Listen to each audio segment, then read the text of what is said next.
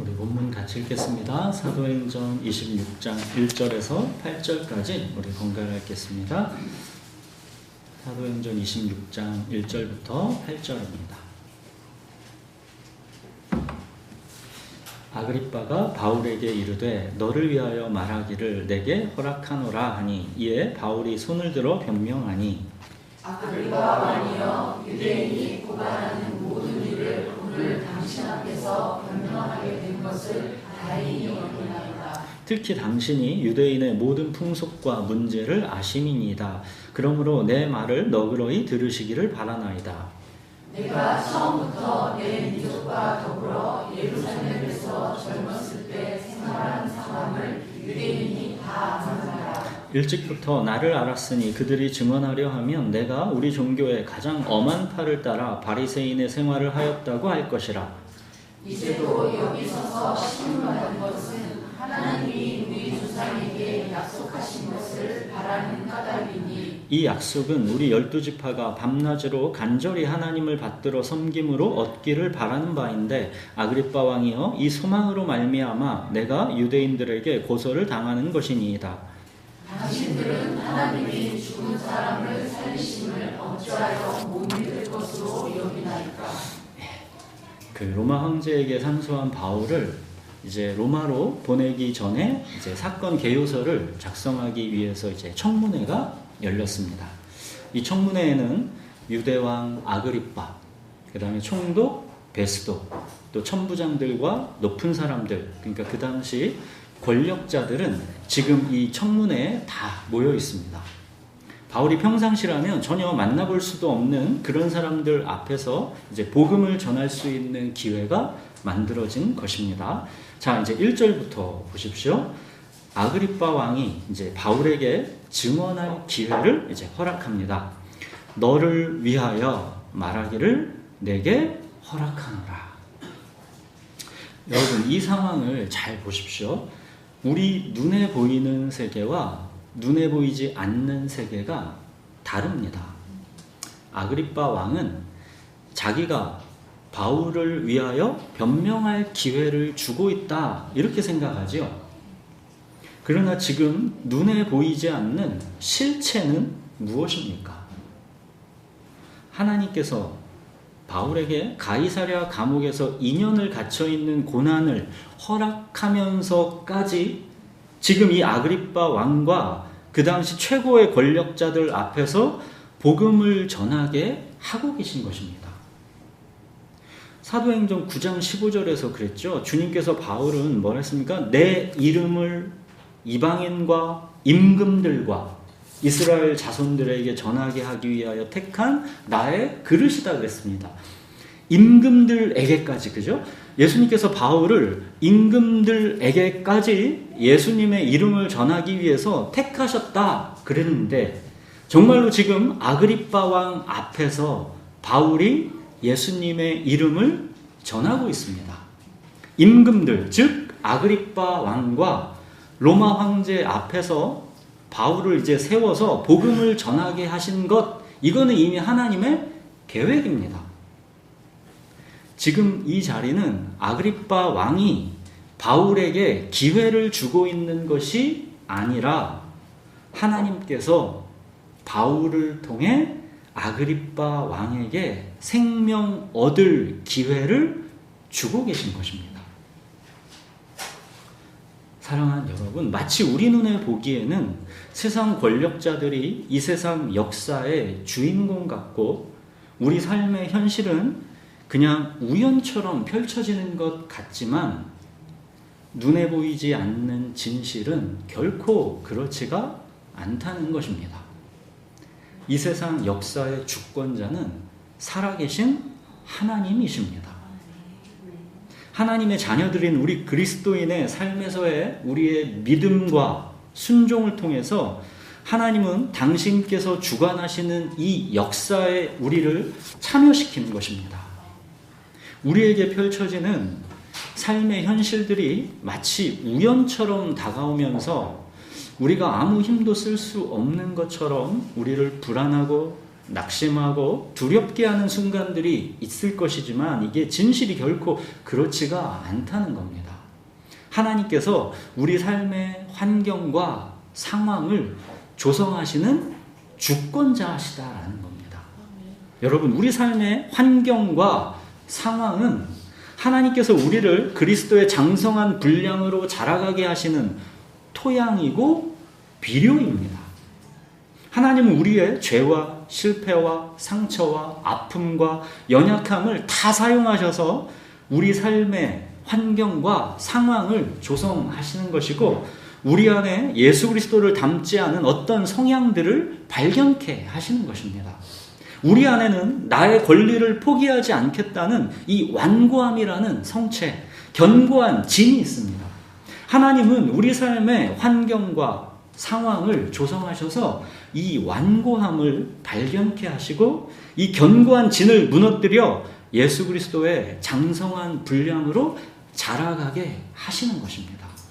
사랑하는 여러분, 우리 삶의 주권자는 살아계신 하나님이라는 것, 우리 삶의 환경과 상황들은 결코 우연이 아니라 하나님의 주권과 섭리 가운데 펼쳐지고 있다는 것, 이거를 확고하게 믿으십시오.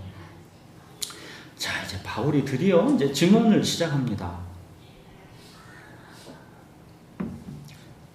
바울은 자기를 고소한 이제 유대인들과 같이 이제 자기 또한 유대인이라는 것, 그 중에서도 엄격하게 율법을 지키고 살아가는 바리새인이다라는 걸 말합니다. 그럼 바울이 유대인들에게 고소당해서 지금 여기 서서 신문받는 것, 그건 바로 이것 때문이다 그럽니다. 그게 뭡니까? 6절, 하나님이 우리 조상에게 약속하신 것. 7절, 이 약속은 우리 12지파가 밤낮으로 간절히 하나님을 받들어 섬김으로 얻기를 바라는 소망. 하나님이 약속하신 것을 소망하는 오직 이 한 가지 이유 때문에 바울은 지금 고난을 당하고 있다는 것입니다. 여러분, 지금 바울이 말하고 있는 하나님이 이스라엘에게 약속하신 그 소망, 그게 뭡니까?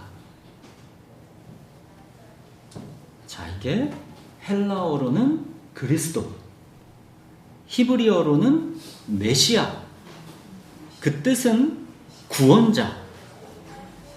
이게 하나님이 이스라엘에게 약속하신 소망입니다. 여자의 후손, 아브라함의 씨, 다윗의 자손, 이렇게 어느 한 구원자를 보내시겠다는 하나님의 언약. 이것이 하나님이 이스라엘에게 약속하신 소망입니다. 하나님께서 보내시겠다고 약속하신 바로 그 구원자, 그게 히브리어로는 메시아, 그를 헬라어로는 그리스도라고 합니다. 바울이 지금 유대인들에게 고발당해서 고난받고 있는 이유는 유대인들이 그토록 기다리고 있는 그리스도, 그분이 바로 예수님이다 라고 증언했기 때문입니다. 유대인들은 선민인 자기들만을 온 열방 중에 지극히 높여서 잘 먹고 잘 살게 해줄 정치적 그리스도를 기다리고 있는데, 십자가에 못 박혀 죽은 예수가 하나님이 약속하신 그리스도다라고 주장하는 바울을 그래서 유대인들은 참을 수가 없는 것입니다. 여러분, 바울이 전한 복음의 핵심은 언제나 이거 하나입니다. 예수가 곧 그리스도라. 바울은 언제나 이것만 정했습니다. 예수가 곧 그리스도다. 예수님은 숭고한 사랑을 실천하시다가 마침내 희생적 죽음을 당하신 위대한 성인이 아니라, 또 갑자기 어느 별에서 밑도 끝도 없이 이 땅에 뚝 떨어져서 기적을 행하시는 분이 아니라, 오랜 이스라엘의 역사 속에서 성경 말씀을 통해서 하나님께서 이미 보내시겠다라고 약속한 그리스도라는 것입니다. 여러분, 죽으시고 부활하신 이 예수가 하나님께서 성경 말씀으로 오래전부터 약속하신 바로 그 그리스도다라는 거, 이게 왜 그토록 중요할까요? 자, 만약에 구약 성경에서 하나님께서 그리스도를 보내시겠다는 약속이랑 상관없이 어떤 위대한 한 사람이 오병이어 기적을 행하고 병자를 고치고 우리 죄를 위해 십자가에서 죽으시고 자 부활했다 해봅시다.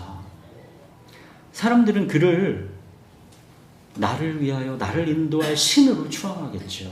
그렇게 자기 행복과 자아실현을 돕는 금송아지, 그런 신으로 그 하나님을, 예수님을 숭배하게 될 것입니다. 그렇지만 왜 내가 죄와 죽음에서 구원이 필요한 병든 자인지 죄인인지 그 필요를 나에게 알게 하고, 또 왜 오직 그만이 유일하게 나를 죄와 죽음에서 구원하실 수 있는 나의 주님이신지 그걸 나에게 믿게 할 수는 없습니다. 더군다나 우리는 제자들이나 바울처럼 부활하신 예수님을 직접 우리 눈으로 목격한 게 아니기 때문에 우리는 믿기가 더욱 어려운 것이죠. 자, 그러나 하나님께서 구약에서 그토록 가르쳐 오신 한 분, 성경 말씀으로 기록된 반드시 하나님께서 보내시겠다라고 약속하신 그 한 분, 그 그리스도를 정말로 하나님께서 이 땅에 보내셨고 그가 부활하심으로써 바로 그 그리스도다라는 것을 확증했다라는 것은 이건 뭘 의미합니까? 그동안 수천 년간의 구약의 역사, 그 기록된 말씀이 진실로 하나님의 말씀이었다라는 게 입증되는 것입니다. 성경 말씀이 살아계신 하나님의 말씀이고 하나님의 약속은 반드시 실현된다라는 것을 믿을 수가 있게 되는 겁니다. 그래서 믿음은 말씀을 들음에서 난다 그러는 겁니다. 내가 부활하신 예수님을 눈으로 봐야 믿음이 나는 게 아니라 말씀을 들음에서 믿음은 나는 것입니다. 요한복음에서 요한이 그러죠. 요한복음을 쫙 기록하고 오직 이것을 기록함은 왜 기록했답니까? 이 말씀을 너희로 예수께서 하나님의 아들 그리스도이심을 믿게 하려 함이요 또 너희로 믿고 그 이름을 힘입어 생명을 얻게 하려 함이다. 기록된 말씀, 이 성경을 통해서 예수께서 하나님의 아들 그리스도이시다라는 것을 믿고 예수 그 이름을 힘입어 생명을 얻게 된다는 겁니다. 말씀을 사람의 지식이나 말이 아니라 살아계신 하나님의 말씀으로 우리가 받을 때 성령께서 그 말씀을 통해 믿음을 창조해 내시는 것입니다. 여러분, 믿음은 내가 만들어내는 게 아니라 성령께서 말씀을 통해 믿음을 창조해 주시는 겁니다. 말씀, 이것이 그 어떤 기적보다도 더 신비하고 놀라운 하나님의 능력입니다. 그래서 바울은 로마서에서 이렇게 말하는 것이죠. 내가 복음을 부끄러워하지 아니하노니 이 복음은 모든 믿는 자에게 구원을 주시는 하나님의 능력이 됨이라. 바울은 이 복음의 말씀이 부끄럽지 않다는 겁니다. 남들은 다 미쳤다고 조롱해도 자기는 이게 부끄럽지가 않다는 겁니다. 이 복음의 말씀만이 모든 믿는 자에게 구원을 주시는 하나님의 능력이기 때문입니다. 부활하신 예수님께서 도마에게 네 손가락을 내밀어서 내 옆구리에 넣어보라. 그리하여 믿음 없는 자가 되지 말고 믿는 자가 되라. 그렇게 말씀하신 것처럼 우리가 말씀에 내 손가락을 내밀어서 옆구리에 넣어보아야 합니다. 말씀을 자세히 살펴봐야 합니다. 부활하셔서 도마에게 나타나신 예수님은 네가 나를 본고로 믿느냐? 보지 못하고 믿는 자들이 복되도다. 그러셨습니다. 그러니까 믿음의 핵심은 내가 눈으로 보았느냐가 아니라는 겁니다. 성령께서 말씀을 통해 믿게 해주시는 겁니다. 예수님은 말씀이시고 그 말씀이 육신이 돼서 이 땅에 오신 하나님이십니다. 예수님은 곧 말씀이시기 때문에 우리가 말씀을 자세히 살피면 우리는 예수님을 귀로 듣고 눈으로 보고 손으로 만질 수가 있게 됩니다. 여러분, 이것이 기독교의 기적이고 신비입니다. 이게 어떻게 될까 싶잖아요. 근데 이 말씀, 이게 예수 그리스도시고 이 말씀은 살아계신 하나님이기 때문에 우리가 이 말씀으로 들어가면 우리는 하나님을 만날 수가 있습니다. 이게 기독교의 기적이고 신비입니다. 말씀을 들으면서 믿음이 정말로 나게 되는 것입니다. 여러분, 눈에 보이지 않는 하나님을 내가 믿는다라고 착각하기가 아주 쉽습니다. 눈에 보이지 않는 것은 믿기가 정말 쉽습니다. 그러나 눈에 보이는 이 땅에 사셨던 그 예수님이 나의 주님, 나의 하나님이다라고 믿어지는 것은 이건 오직 말씀에서 나는 것입니다. 구원은 눈에 보이지 않는 하나님을 내가 믿는다고 받는 게 아닙니다. 구원은. 그거는 내가 만들어낸 신, 나를 위하여 나를 인도할 신, 내가 만든 허상에 불과하기가 쉽습니다. 눈에 보이는 예수님, 이 땅에 실제로 사셨던 예수님, 오랜 역사 속에서 성경 말씀을 통해 하나님께서 보내시겠다고 약속하신 바로 그 예수 그리스도를 나의 주님, 나의 하나님으로 믿어야, 그래야 구원을 받는 것입니다. 다른 길은 없습니다. 오직 예수 그리스도를 나의 구원자요 주님으로 믿는 것, 이 길에만 구원이 있는 것입니다. 예수께서 이르시되 내가 곧 길이요 진리요 생명이니 나로 말미암지 않고는 아버지께로 올 자가 없느니라. 사랑하는 여러분, 십자가에 못 박히고 부활하신 이 예수가 곧 하나님이 오래전부터 보내시겠다라고 약속하신 그리스도다. 이거는 하나님은 관계라는 것을 나타내시는 겁니다. 하나님은 어떤 막연하고 신비한 저 멀리 계신 신이 아니라 또 어떤 추상적인 절대 이성, 궁극적인 에너지, 그런 게 아니라 하나님은 우리와 지금 여기에 구체적으로 함께 하시기 위해서 임마누엘, 즉 관계로 오셨다는 것입니다. 아브라함의 하나님, 이삭의 하나님, 야곱의 하나님, 모세와 다윗의 하나님이 나의 하나님이 되셨다는 겁니다. 우리는 하나님께서 약속대로 보내신 그리스도이신 예수님 때문에 천지를 창조하신 그 하나님, 아브라함과 야곱과 다윗의 그 하나님이 지금 나의 삶에 지금 이 구체적인 현실 속에서도 생생하게 살아계시다라는 것을 믿을 수가 있는 겁니다. 아브라함과 다윗의 이야기, 하나님 백성의 이야기가 지금 나의 삶의 이야기가 되는 것입니다. 그걸 연결해 주시는 분이 하나님이 보내신 그리스도 예수이십니다. 사랑하는 여러분, 우리 삶의 주권자는 살아계신 하나님이시다라는 것. 우리 삶의 환경과 상황들은 결코 우연이 아니라 하나님의 주권과 섭리 가운데 펼쳐지고 있다라는 것. 이거는 근거 없는 낙관주의가 아닙니다. 허약한 긍정의 힘이 아닙니다.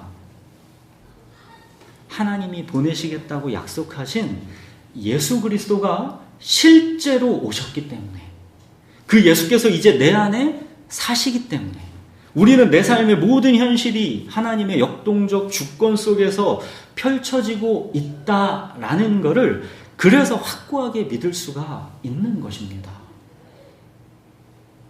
그렇기 때문에 우리는 우리 삶에 펼쳐지는 이 모든 환경과 상황 속에서 인내하고 견디는 것이고 우리가 넉넉히 이기는 것입니다. 자, 바울이 이렇게 쭉 얘기합니다. 근데 8절, 당신들은 하나님이 죽은 사람을 살리심을 어찌하여 못 믿을 것으로 여기나이까? 하나님은 십자가에 달려 죽으신 예수님을 다시 살려내심으로써 예수가 곧 그리스도다라는 것을 온 세상에 선포하셨는데, 왜 당신들은 하나님이 나타내신 이 믿을 만한 증거인 예수 그리스도의 부활을 믿지 않느냐는 겁니다. 사랑하는 여러분, 구약 성경에서 하나님이 약속하신 것은 예수 그리스도께서 우리에게 오심으로 이 구약 성경의 모든 약속이 성취되었습니다. 이제 예수 그리스도께서 이제 이 땅에 이제 약속대로 오셨고, 그래서 이제 우리에게 바로 그 예수께서 주신 약속이 있죠. 신약 성경에서의 하나님이 약속하신 것, 그게 뭡니까? 이제 구약의 약속은 다 성취됐습니다. 이 신약 성경의 약속은 뭡니까? 볼지어다 내가 세상 끝날까지 너희와 항상 함께 있으리라. 이 약속이 지금 현재 우리에게 이루어지고 있는 것이고, 또 예수 그리스도가 다시 오신다라는 것, 이 새하늘과 새 땅의 약속, 이 약속이 우리에게 이제 남아있는 것이고, 이 하나님의 약속은 반드시 이루어질 것이다라는 걸 우리가 이제는 아는 것입니다. 이걸 우리가 어떻게 합니까? 예수 그리스도께서 약속대로 오신 것, 그 예수께서 부활하심으로 믿을 만한 증거로 확증하신 것, 그 예수께서 우리에게 약속하신 말씀이기 때문입니다. 여러분, 우리는 이미 성취된 구약 성경의 약속, 이 예수 그리스도, 이 반석 위에서 주님이 곧 다시 오신다 하신 이 신약 성경의 약속을 기다리면서 살아가는 겁니다. 그래서 구약, 옛 약속, 신약, 새로운 약속인 겁니다. 이미 성취된 구약 성경의 약속이 예수 그리스도의 부활이라는 이 믿을 만한 증거로 우리한테 있기 때문에 우리가 이제 다시 오실 주님을 기다리는 이 신약 성경의 약속도 마침내 반드시 이루어질 것이다 라는 것을 아는 것입니다. 여러분, 그렇기 때문에 우리에게 있는 이 부활 소망으로 말미암아 우리는 지금 이 땅에서의 삶을 주님과 함께 넉넉히 이기며 살아가는 것입니다. 우리는 왜 이 소망을 갖고 그런 본향인 이 천국을 놔두고 이미와 아직 사이에 이 시간을 우리가 살아내야 하는 것일까요? 쉽지 않잖아요. 우리가 살아가는 게 삶은 어렵고 힘들고 복잡하지요. 이게 쉽지가 않습니다. 근데 왜 본향인 천국을 놔두고 이곳에서 주님은 우리가 살아가게 하십니까? 그 목적은 행복이 아니라 거룩입니다. 우리의 본향이 아닌 이 땅에서의 하나님의 우리를 향하신 관심은 우리의 행복이 아니라 우리의 거룩입니다. 그리스도인에게는 거룩이 곧 행복인 것이죠. 주는 나의 목자시니 이 주님과의 거리낌 없는 친밀한 관계, 이걸 거룩이라 합니다. 그러니까 우리 그리스도인들에게는 거룩이 곧 행복인 것입니다. 주님과의 친밀한 관계인 거룩, 여러분, 이게 우리가 머리가 아니라 이 몸으로 이걸 익히는 거에는 많은 시간이 필요한 겁니다. 주는 나의 목자시니 내게 부족함이 없도다. 주님과의 이 친밀한 관계의 고백과 누림에는 이게 많은 시간이 필요합니다. 제가 성경에 어려운 말씀도 전하고 다 하지만 이건 되게 쉽잖아요. 주는 나의 목자시니 내게 부족함이 없도다. 근데 이 한 말씀이 사라지고 누려지지를 않아서 저는 지금도 아파합니다. 이게 그만큼 몸으로 익히는 거에는 많은 시간이 필요한 겁니다. 주는 나의 목자시니 내게 부족함이 없도다. 여러분, 이게 그냥 배워지는 게 아닙니다. 그래서 하나님께서 우리의 환경과 상황을 조성하셔서 우리의 죄와 상처와 아픔을 통해서 우리의 완고함을 무너뜨리시고 우리의 거룩을 빚어 가시는 것입니다. 주는 나의 목자시니 내게 부족함이 없도다. 이 고백과 누림이 진정 무엇인지를 우리가 점점 알아가게 하시는 겁니다.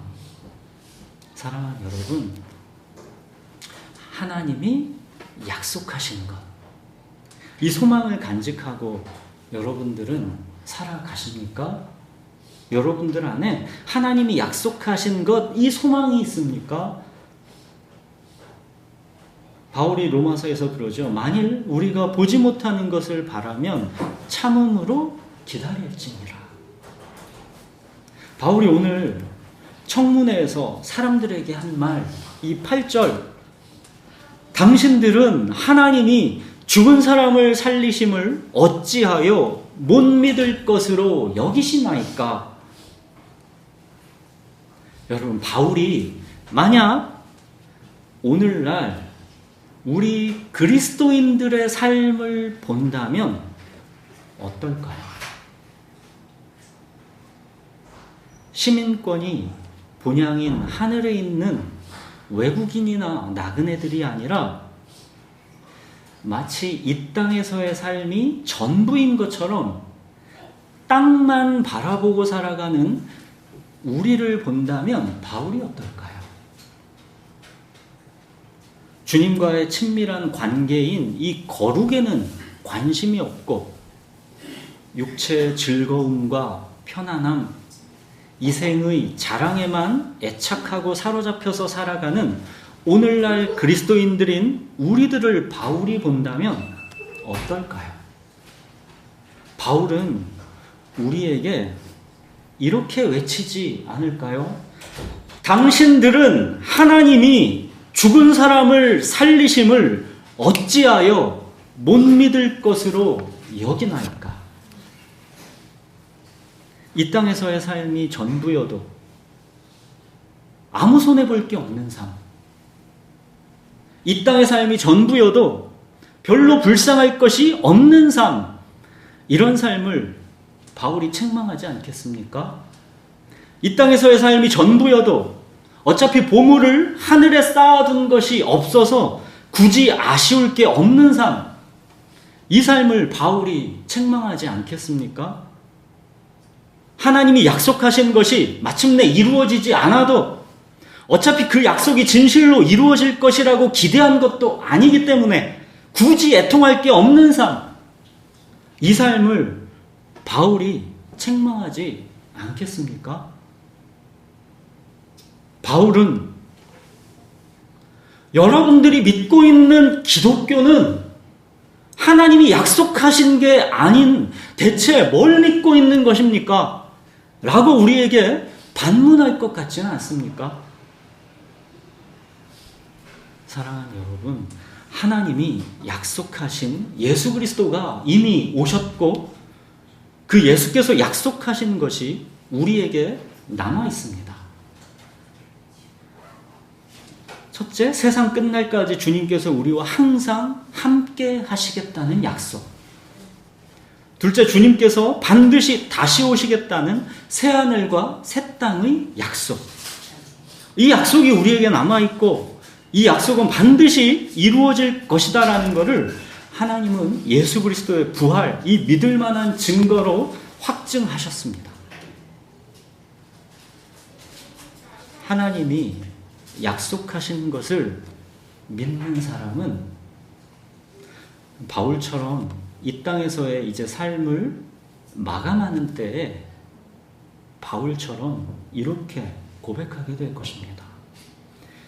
나는 선한 싸움을 싸우고 나의 달려갈 길을 마치고 믿음을 지켰으니 이제 후로는 나를 위하여 의의 면류관이 예비되었으므로 주 곧 의로우신 재판장이 그날에 내게 주실 것이며 내게만 아니라 주의 나타나심을 사모하는 모든 자에게도니라.